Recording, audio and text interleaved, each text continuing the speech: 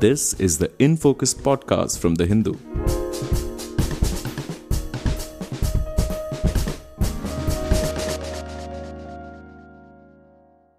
Hello and welcome to another edition of the In Focus podcast. I'm your host, G. Sampath. Plastics pollution is a major global crisis with deadly repercussions for human health, marine life, and climate change. In March 2022, the United Nations set the ball rolling for the conclusion of a global plastics treaty by the end of 2024. And later this month, we have the penultimate session of the Intergovernmental Negotiating Committee or INC, where 175 countries will negotiate a legally binding treaty to combat plastic pollution. So what are the issues under discussion in these negotiations? What has been India's position on these issues? And given the magnitude of the plastics crisis in India, are we on the right track in terms of our government's positioning? We discuss all these questions in detail in this episode of In Focus, and we have with us Satyarupa Shekhar, a public policy advocate whose interests include urban governance, data justice, and plastics pollution. Satyarupa, thank you so much for joining us and welcome back to In Focus. Thanks, Sampath. Good to be back. So to start with, Satyarupa, I was wondering if you can give us a quick overview of what exactly are the core issues, the main issues, and the main objectives of this ambitious global plastics treaty which is underway to bring this plastic situation under control. So the decision to negotiate an international legally binding instrument, like you said, was taken in March 2022. The UN resolution is 5/14. In that resolution, actually, the objective is to reduce plastic pollution across the life cycle, as well as, whether it's terrestrial plastic pollution or marine plastic pollution. Now, the instrument actually will have several parts. The document itself is quite detailed. Aside from the preamble, the objective, definitions and principles and scope, there are certain other sections to this instrument. One of those very important sections in that instrument will be around the core obligations, or what are called control measures or voluntary approaches. And these could include things like phasing out or reducing the demand of primary plastic polymers, banning and phasing out specific plastic products or chemicals and polymers of concern, reducing microplastics. And then it goes on to talking about waste management, etc. The instrument will also talk about the means of implementation and what kind of capacity building or technical assistance some countries might require. Some countries might require financial assistance or technology transfer. And finally, the document will talk about, it usually will have a list of annexes. It could include lists of problematic plastics or lists of specific polymers and chemicals of concern, or criteria for determining what should be identified to eliminate or phase out, and what timelines. So this is the overall structure of the instrument. And like you said, the fourth round of negotiations is scheduled to happen in late April in Ottawa, in Canada. Right. So there is going to be a preamble, there are going to be a lot of definitions, principles, lists of various kinds of plastics, and also, most importantly, obligations, and if obligations for various countries, and also like we've seen with the climate treaties, what kind of financial and technical assistance. I think there's a lot of stuff to sort of unpack here. So coming to India's position, Satyarupa, on this entire thing, and we know that there is a major plastic crisis which is happening here. We've had the series of various kinds of bans, local, regional, state-wise, etc. So what exactly are India's positions on the core issues or the core debates that are underway in these negotiations? So far, Sampath, India has made about, 3 written submissions, 2 of which have been around the rules of procedure, calling for a consensus-based decision-making process rather than a voting-based decision-making process. So consensus means that wouldn't consensus mean that no decision it's going to be very difficult to arrive at a decision, right? Voting it can be more fast, quick. It's just a majority thing, and a consensus is going to be a little bit more I don't know, tiresome, isn't it? Absolutely, you hit the nail on the head. This is really a delaying tactic, and if we just had a two-third majority, we can move things faster. The problem with consensus is that there are certain business or economic interests that can then hold the entire treaty negotiations to ransom.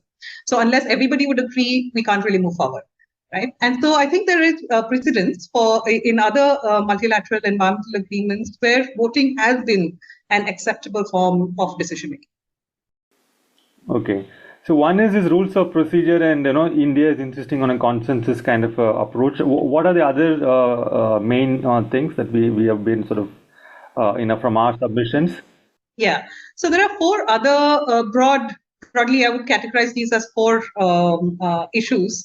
First one is that India does not want any binding targets or any caps on the production of plastic polymers, and that it does not want any sort of regulation with respect to substances, materials, or the chemicals that needs to be used in this. And only, the focus needs to really be only on the downstream. So what they're saying is that no upstream measures need to be accounted for within the scope of the treaty. Now, this is, of course, against, the original mandate, which says that it would look at the entire life cycle of plastics. The second aspect that India has made a point about is that, of course, there should be some financing mechanism provided to countries to transition from plastics to alternatives. But in addition, what it has said is that this really, alternatives really need to depend on the accessibility, affordability of the alternatives themselves. So while, on the face of it, it looks like a very appropriate, demand, I think when we can talk about this later as well, that India has actually used this to ring fence conversations on real substitute and real alternative, and actually promoting, further dependence on plastic. The third has been on voluntary measures. So they have said that, countries should be free to determine what they do and how fast they do take some actions. And the last has been that India has talked about trade and the WTO rules not being violated in promoting, environmental protectionism or environmental protection. Sorry, not protectionism, environmental protection.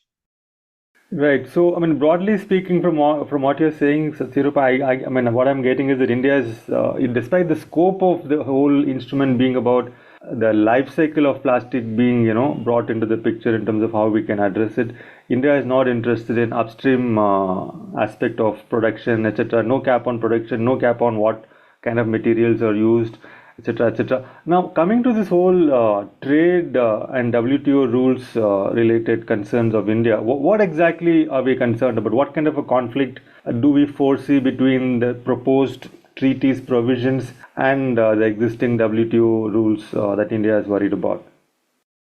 So India has an unsubstantiated claim that there is a conflict between the WTO rules and the proposed instrument, the plastic treaty provisions.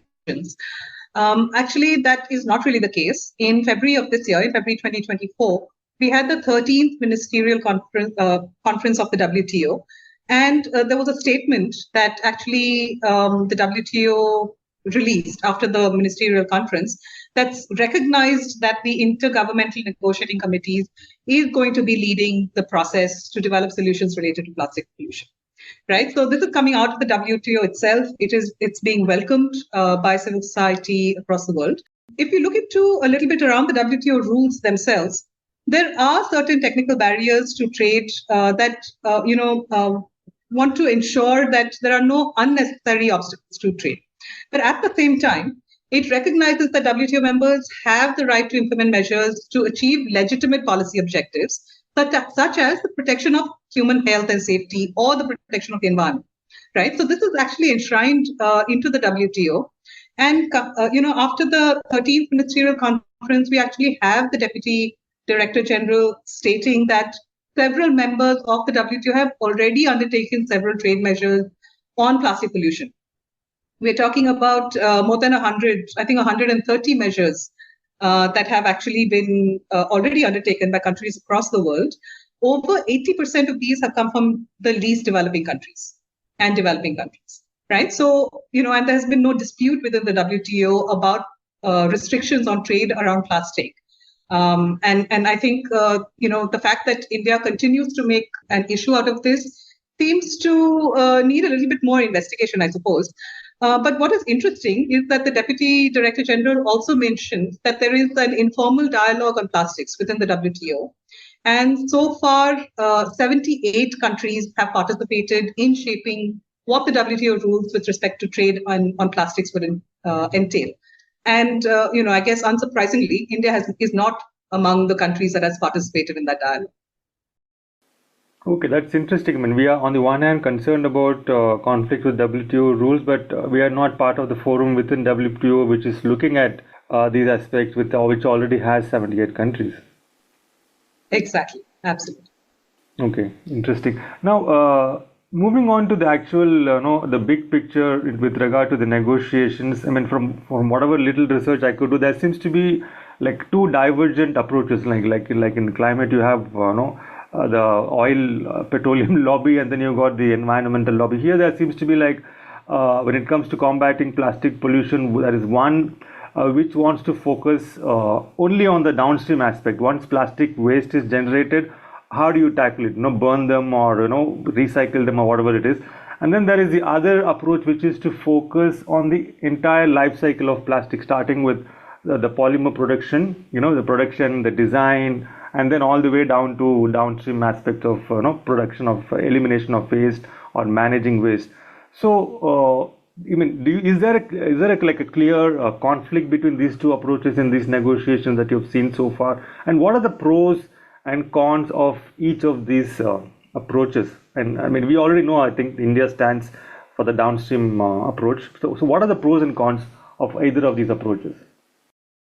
Well, I guess we should be clear that the biggest argument in favor of a solely downstream focus is for unregulated profits for the fossil fuel industry and for the plastics industrial complex, right? They stand to make profits at every stage of the plastic supply chain, right from the extraction and refining of fossil fuels, whether it's coal, gas, or oil, to the manufacturing of plastics as well as the disposal. Even shipping companies are being paid to transport plastic waste from developed countries to developing countries to, so-called under the guise of recycling. So, and most of these countries are Asia and in Asia and Africa, including India.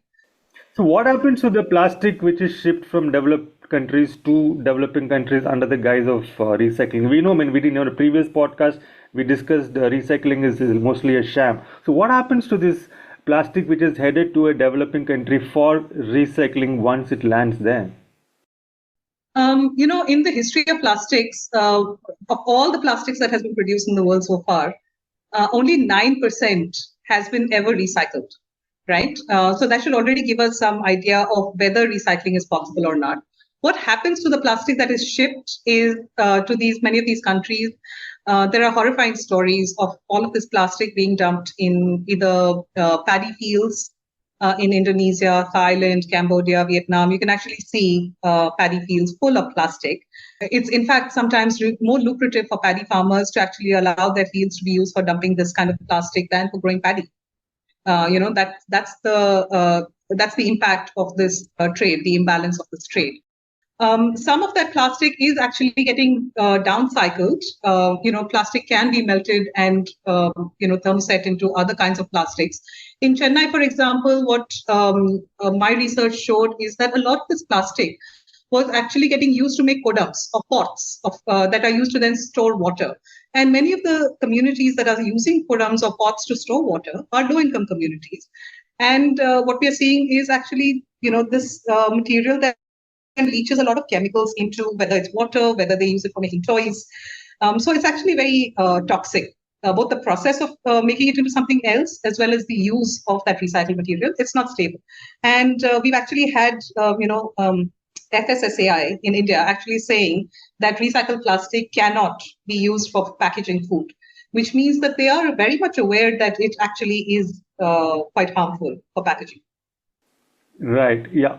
Going back to my question, sorry I interrupted you with this. Not at all. So yeah, I guess that is really the argument in favor of a solely downstream measure is unregulated, unrestricted, unlimited profits for the plastics and the petrochemical industry. The industry is actually very much similar and the same as that which is participating in the climate negotiations. It is the fossil fuel industry. It is plastic manufacturers who are using fossil fuel to make plastics. And it is, the disposal, the companies that have interest in disposal technology. Now, the arguments in favor of a full lifespan instrument, an instrument that covers the entire lifespan of plastics, obviously has several benefits. One is that this is really going to be the only way that we can address the triple planetary threats, right? So we have the triple threats, which are climate, biodiversity loss, and pollution. And we really need to curb both our use of fossil fuel as well as novel entities like chemicals that are being used in plastics. It's always better to go with a precautionary principle. Unless we've actually established that something is safe for use, we should rather not use it. And we have these kind of regulations when it comes to drug. There is a lot of regulation. I mean, there's no country in the world that is not going to have regulation on opium or even cigarettes, right? You need doctor's prescription for several kinds of drugs. We're talking about levels of toxicity that need to be regulated. A couple of months ago, Plaschem, a report came out about more than 16,000 chemicals are being used to make plastics, right? And unless we regulate both the production of the plastic polymer as well as the chemicals and additives that are used to produce those plastic polymers, we are not going to be actually able to address the threats to climate, biodiversity. So right now there is no regulation of plastics production and what chemicals are used. There are certain regulations, but I think it's less than 10% of the chemicals that are used are actually globally regulated. And the other problem is that we actually do not have a full disclosure of what kinds of chemicals are actually being used in the production of plastic. So it's up to scientists to actually tell us these are the kinds of chemicals that are being used, and that requires constant testing, etc. Also, one needs to then go into treaty negotiations to actually begin to have global regulations on this, right? So of the 16,000 chemicals, I think 4,000 odd chemicals currently have already been established to have hazardous status, but only 100 and maybe 130 of them actually have global regulations on them. Right. So this is actually the scale or the magnitude of the problem. There's complete lack of transparency in the entire supply chain. There's unregulated use of chemicals that we are unaware of. And we're constantly thinking about, whether this disposal mechanism is better than another. But it's really just substitutions, right? We already know these are harming us. So I think we really need to just avoid these regrettable substitutions and, talk about the entire lives.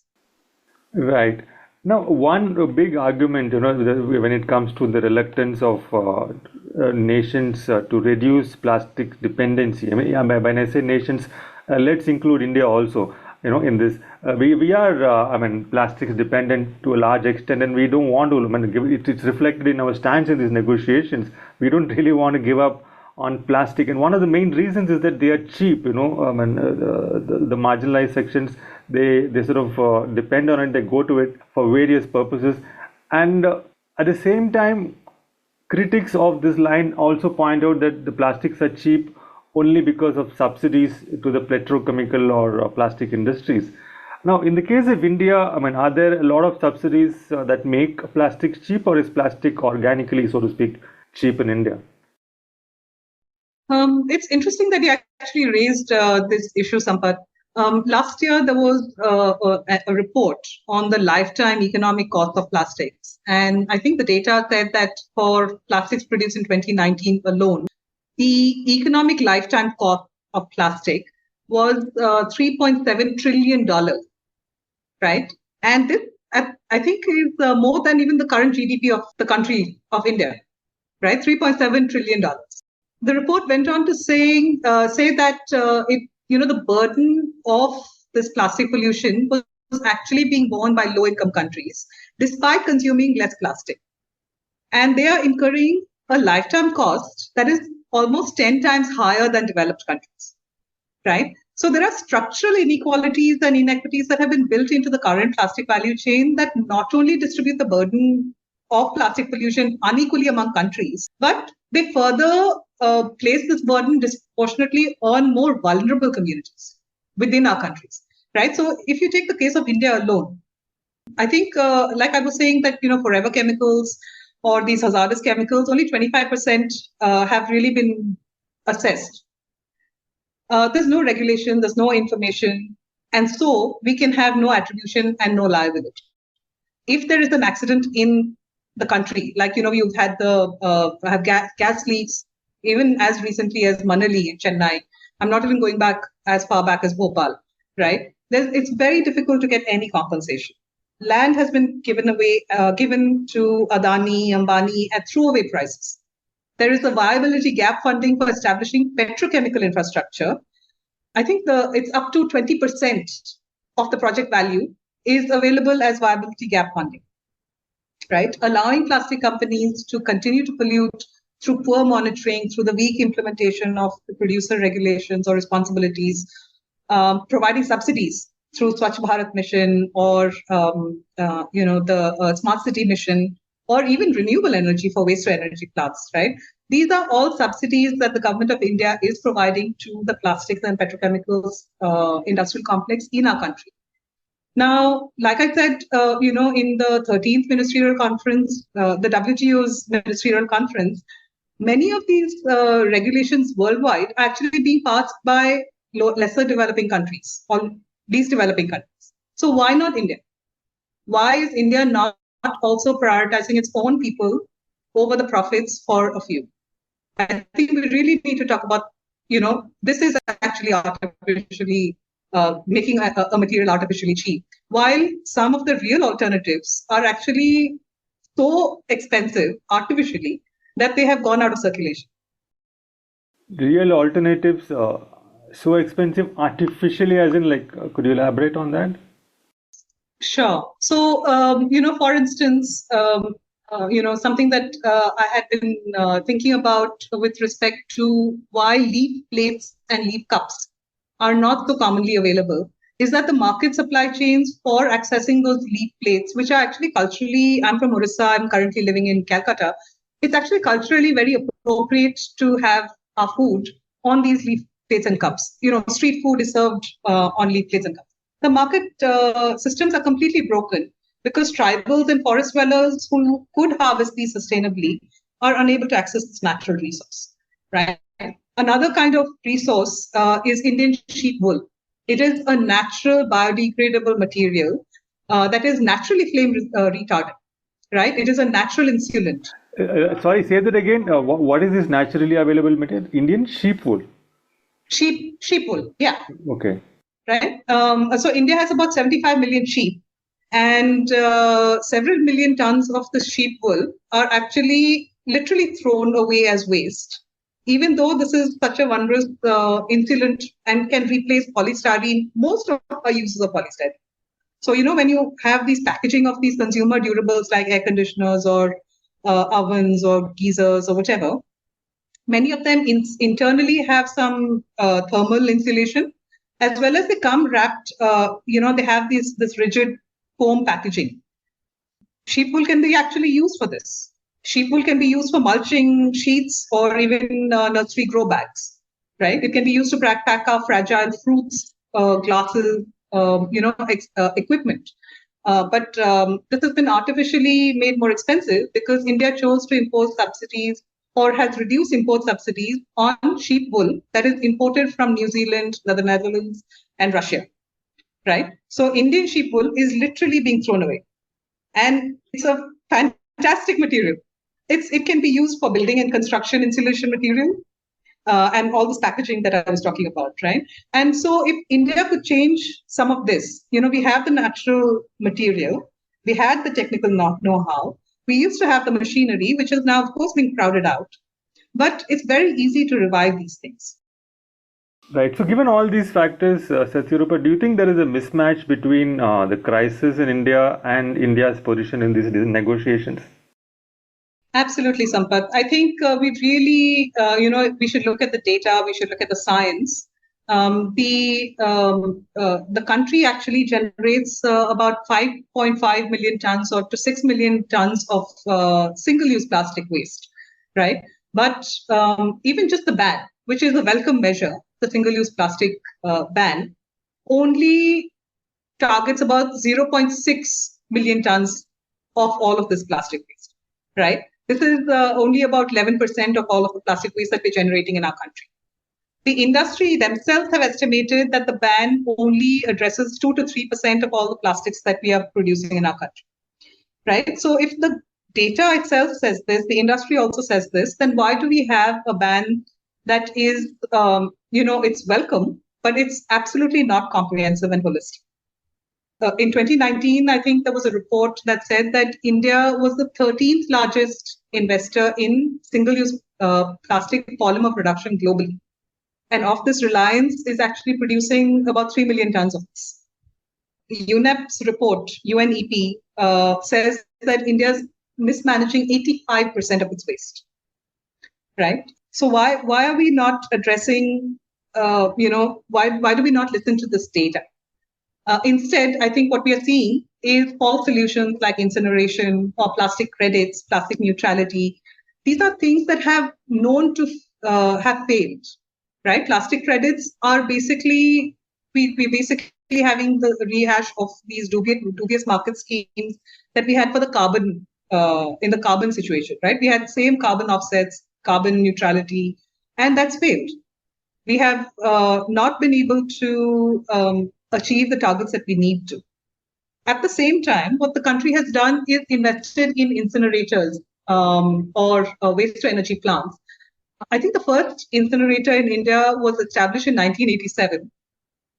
I think at that time it cost 20 crores and it failed within 20 days, right? I'm talking only about the country. And even then, we keep wanting to have incinerators. Of the 14, I think that were approved, 7 have already shut down. And they're only artificially kept up, like Okla in Delhi, is only operational because the High Courts and the Supreme Court says that this is the only viable way to dispose of plastic pollution or plastic waste, right? So we're really not listening to the data. We're not listening to the science. India has actually failed to really choose between going plastic free and promoting a plastic based economy. Right. I mean, so there's clearly a mismatch here between what India needs to do to protect its environment and to address the plastic pollution crisis and what it's actually doing, which is basically, I think, in a sense, protecting the industry, the plastic industry, and the profits that are involved there. One last question before I let you go. So, with the treaty negotiations coming up this month, what needs to happen for India to revise its current orientation? From this focus on downstream and incinerators and banning of single-use plastic, which, as you said, just 2% or less than that, which is what is it's able to address, and 85% of India's waste is being mismanaged. So, what needs to happen for India to sort of make a course correction in view of these negotiations and to sort of move away from having its eye on short-term economic gains and looking at protecting biodiversity, looking at climate crisis, and looking at reducing this plastic dependency to go plastic free as well. Very quick response, yeah. Yeah, so I think India can take, they may not be easy, and of course these are political decisions. But the first among them is for India to agree that voting is an acceptable form of decision making. Right? We have that in elections. I mean, elections are coming up in the country. We do use voting as an acceptable way. And so too in the UN process, I think India should support this. It is really a small group of countries that have large business interests in oil and plastics, like Saudi Arabia, Russia, China, and the US, that are constantly talking about consensus. This is one way to basically derail the treaty negotiation. The second is that India really should respect the original mandate of the resolution that called for an international legally binding instrument, right, with a full life cycle approach, and that should be science-based. I think India really needs to respect that. The language there was clear, and many of the elements elements presented by the UNEP documents actually is fairly clear, and India can support many of those. The next is that along with the reduction in the primary polymer production, we need to also address chemicals of concern, right? Like I said, there are 16,000 plus chemicals, and several of them have already been established to be hazardous and toxic. These are forever chemicals. They're persistent. They accumulate in our environment, in our bodies, and they're basically intergenerational, right? So we should listen to the science. One of the easier ones, so all of this is upstream. In the midstream, India can actually talk about product redesign, packaging redesign, and service redesign. Reuse is a fantastic way of easily bringing in both our cultural and traditional knowledge. We all use a lot of reusable utensils at home.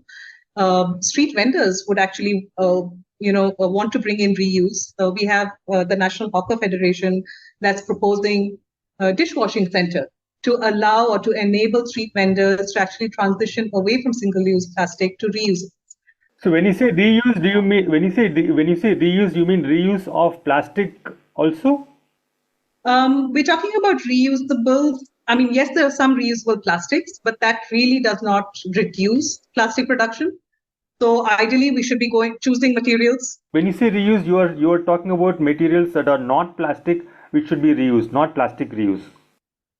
There is some science, and there are some advocates for reusable plastics. I'm not one of those. I would rather suggest that we use metal, whether it's steel or aluminium or glass, for example. These are all reusables, right? And we used to have Coke bottles in glass bottles. Milk used to be dispensed in machines. So there's basically a whole range of options that are available. And of course, we would have critics that say that the environmental impact is more. I guess one really needs to talk about, again, I think the life cycle assessment of plastics, which pollute right from extraction all the way to disposal, and that never goes. Right. So, I think that would make for another podcast, Sampath. But yes, I'm talking about reusables.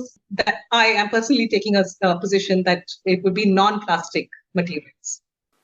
I would also add here that India, in the previous round of negotiations, actually made a statement saying that even reuse is debatable because a lot of poor people and poor countries actually reuse plastic. Now, this concept of reuse is actually, it needs to be a systems level change, right? The production systems need to design a product for reuse. The onus or the burden should not fall on the consumers to choose reuse. So that is the difference between, I choosing to reuse a plastic bag or a plastic bottle at an expense to myself, whether it's a health cost or whatever, versus a company actually choosing reuse. It chooses reuse in the manufacturing of its products and the delivery systems. And that's what we need to do. And lastly, I guess what India needs to think about is a transition for all affected communities, workers. As the plastic industry declines, we need to transition those workers. And there are alternatives. The khadi industry, the jute industry, all of these have been artificially suppressed.